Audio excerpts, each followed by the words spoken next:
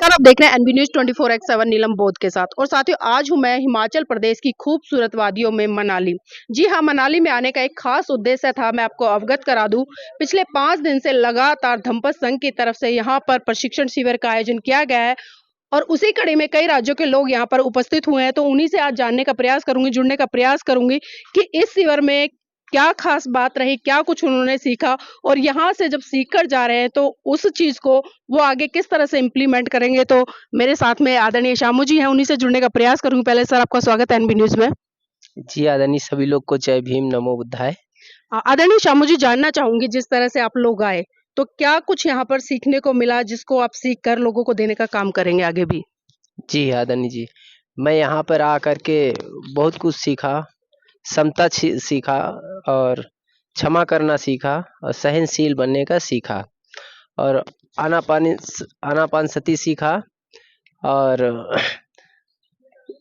धम्म के बारे में बहुत कुछ सीखा और मुझे अच्छा भी लगा और मुझे ऐसा लगता है कि पहले से और भी मेरे अंदर थोड़ा बदलाव ऐसा लग रहा कि आपकी कुछ कुछ पहले से और बेहतर हो रहा है। जी, एक जी। चीज़ जानना चाहूँगी क्योंकि धम्पत संघ से जुड़ने से पहले का जीवन और उसके बाद का जीवन, दोनों में कितना फ़र्क देखते हैं और पहले क्या थे और अब क्या है? इस पर थोड़ा-सा और प्रकाश डालें। जी, पहले तो बहुत कलेश लगे रहते थे घर में, खटपट लड़ाई झगड़े लगे रहते थे क्योंकि हमारे विचार कुछ अलग थे, गलत थे और नशे पत्ती थे। तो इसके लिए घर में कोई एक दूसरे का बात सुनना नहीं, समझना नहीं। तो जब एक दूसरे की बात समझेंगे नहीं, सुनेंगे नहीं, तो फिर वो तो स्वाभाविक है, झगड़ा तो होना ही है। तो इसी प्रकार से झगड़ा होगा तो घर में दुख कलेश सब बना ही रहेगा। तो धम्म संघ से जुड़ करके हमने बहुत कुछ पाया और सीखा और मैं तो यही कहूँगा सभी लोग से, आप भी धम्म संघ में जुड़े और जी, आपने अभी कहा कि आप नशा पत्ती करते थे पहले और गाली-गलौच भी करते थे, तो यही सवाल रहेगा कि धम्पत संघ में जुड़ने के बाद क्या आपने ये सब छोड़ दिया या अब भी कर रहे हैं? जी, तो मैं यही कहूँगा कि मैं अभी बिल्कुल कोई नशा नहीं करता हूँ और कोई मन में विचार नहीं लाता हूँ गलत और किसी प्रकार से मैं कोई गलत काम नहीं करता हूँ। प्रयास करता हूँ, झूठ भी नहीं बोलता हूँ, ज़्यादा से ज़्यादा प्रयास करता हूँ सच बोलने का और सच बोल करके मुझे ऐसा अनुभव होता है कि मैं बिल्कुल माइंड हल्का रहता है और मन में भी कोई पाप नहीं बना रहता है और टेंशन बिल्कुल फ्री रहता है और नशा पत्ती तो कुछ बिल्कुल धम्पत संघ में आकर के और धम्पत संघ की बहुत-बहुत धन्यवाद करता हूँ, बहुत-बहुत साधुवाद। जी, चलिए बहुत-बहुत साधुवाद आदरणीय जी हमारे साथ में जुड़ने के लिए। इसी कड़ी में मेरे साथ में आदरणीय एडवोकेट आनंद गौतम जी हैं, उनसे भी जानने का प्रयास करूँगी। एडवोकेट आनंद गौतम जी, आप मनाली आए हैं और ये धम्म प्रशिक्षण शिविर रहा है, तो यहाँ पर क्या कुछ नया सीखा जिससे कि जीवन में कुछ ना कुछ बदलाव की तरफ आप आगे बढ़ेंगे?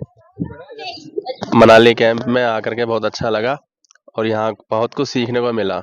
सबसे बड़ी बात है जीवन का अनुशासन में बौद्ध धर्म के अनुसार कैसे चलाया जाता है वो सीखने को मिला। बौद्ध धर्म का एक्चुअल मतलब क्या है वो जानने को मिला और अपने रेगुलर जीवन में कैसे उसको अमल में लाया जा सकता है, कैसे जीवन यापन अच्छा किया जा सकता है, कैसे संयम जीवन जिया जा सकता है, ये जानने को मिला और काफ़ी कुछ सीखने को मिला और कैंप तो अच्छा था ही, तो इसको जीवन में कैसे अमल में लाएँगे आगे वो भी देखेंगे और कोशिश करेंगे जीवन को अच्छा बनाएँ अपना। जी, जब आप कैंप में आए थे, उससे आने से पहले क्या सोच रहे थे कि क्या कुछ होगा या सिर्फ़ खाली घूमने-फिरने का ही पर्पज़ था? नहीं, पहले तो यही था 2 दिन क्या कहते हैं धर्म प्रचार करेंगे और उसके बाद अपना घूमेंगे। तो धर्म प्रचार भी हुआ और घूमना भी हुआ साथ-साथ, दोनों काम हो गए, बढ़िया हो गया। जी, चलिए ठीक है, अपना अनुभव साझा करने के लिए बहुत-बहुत साधुवाद हमारे साथ में और इन खूबसूरत वादियों में वास्तव में अगर धम्म की क्रांति हो जाए, धम्म की वेव चारों तरफ फैल जाए, तो एक बहुत बड़ा परिवर्तन कहीं न कहीं लोगों के बीच में, उनके व्यवहार में देखने को मिलेगा। इसी कड़ी में मेरे साथ में आदरणीय जी भी हैं, उनसे भी जानने का प्रयास करूँगी कि कहाँ से आए हैं और आने का उद्देश्य क्या था? सर, नाम क्या है? देवराम गौतम। देवराम गौतम जी कहाँ से आए हैं? उन्नाव से। यहाँ पर आने का उद्देश्य क्या है?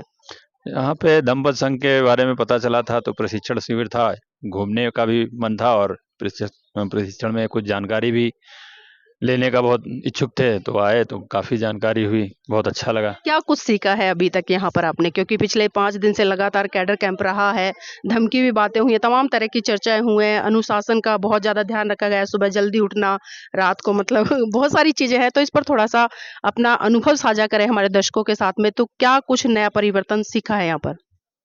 सबसे पहले तो मैं एनवी न्यूज़ को बहुत बहुत धन्यवाद देना चाहता हूँ, जो हमारे दंपत संघ के प्रचार प्रसार बहुत तेज़ी से बढ़ा रहे हैं। तो जब से मैं यहाँ आया हूँ, मुझे ये सीखने को मिला कि लत क्या होती है, राग क्या होता है। राग के बारे में हमने बहुत अच्छी तरह से समझा कि किसी चीज़ को बार-बार कोई चीज़ अगर हमें लत लगने लगे तो उसको राग है, तो उस राग से हमें दूर रहना है। और कई भी सारी चीज़ें सीखने को मिली, जैसे बाबा साहब का सपना था भारत को बौद्धमय करना, तो धम्मपद संघ सिखाता है हमें बाबा साहब को फॉलो करना। बाकी तो सब लोग कहते हैं बाबा साहब को मानते भी हैं और जानते भी हैं, लेकिन फॉलो नहीं करता। फॉलो करना हमें धम्मपद संघ सिखा रहा है, तो बहुत ही अच्छा लगता है। और बौद्ध धर्म की बारीकी से बारीकी जानकारी धम्मपद संघ देता है, हमें बहुत अच्छा लगता है। हाँ। जी, कुछ बदलाव देखा है सर? बहुत बदलाव हुआ है हमारे शरीर में और हमारे घर में और हमारे मन में भी, चित्त में भी बहुत बदलाव हुआ है जब से मैंने धम्मपालन गाथा को पढ़ा और उसको अपने जीवन में अप्लाई किया, तो बहुत सारा हमारे जीवन में परिवर्तन हुआ है। जी। तो देखिए कहीं न कहीं बातचीत करके एक चीज़ तो साफ़ हो जाती है, क्योंकि हम धम्म को सुनते हैं, पढ़ते हैं, समझते हैं, लेकिन जो एक व्यावहारिक रूप से उसका जो आचरण होना चाहिए वो शायद देखने को नहीं मिलता है।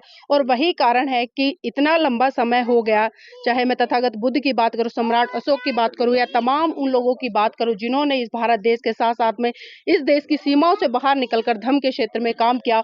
तो आज साथियों ज़रूरत है, क्योंकि जब तक लर्निंग नहीं होगी, जब तक प्रशिक्षण नहीं होगा, जब तक शिक्षा नहीं होगी, तब तक आप सही रूप में, शुद्ध रूप में बुद्ध की विचारधारा को लोगों के बीच में नहीं पहुंचा पाएंगे, क्योंकि बुद्ध की विचारधारा कोई साधारण नहीं है। अगर मैं ये कहूंगी कि विश्व के सबसे बड़े मनोवैज्ञानिक और पहले मनोवैज्ञानिक महाकारुणिक तथागत बुद्ध रहे, तो इसमें कोई अतिशयोक्ति नहीं होगी। और जिसने अपने मन को साध लिया, जिसने अपने दुख की खोज कर ली, तो स्वाभाविक सी बात है जब जीवन से दुख दूर हो जाएगा तो उसके बाद जो बचेगा वो आपका सुख ही सुख होगा। और इसी कड़ी में आप जिस तरह से देख पा रहे होंगे कि जो धम्मपद संघ है वो विश्व शांति निवारण अभियान के तहत पूरे भारत देश में भ्रमण कर रहा है। और इसी कड़ी में धम्मपद संघ का जो विश्व शांति निवारण है, फिजिकली पहला स्कूल भारत के बिहार के बक्सर में चल रहा है, जहां पर कि वर्तमान में 70-80 छात्र अभी पढ़ रहे हैं, जहां पर कि जो एकेडमिक एजुकेशन है उसके साथ साथ में धम्म की एजुकेशन भी दी जा रही है और वो व्यवहारिक रूप से दी जा रही है। तो साथियों मैं चाहूंगी आप इस वीडियो को लाइक करें, शेयर करें,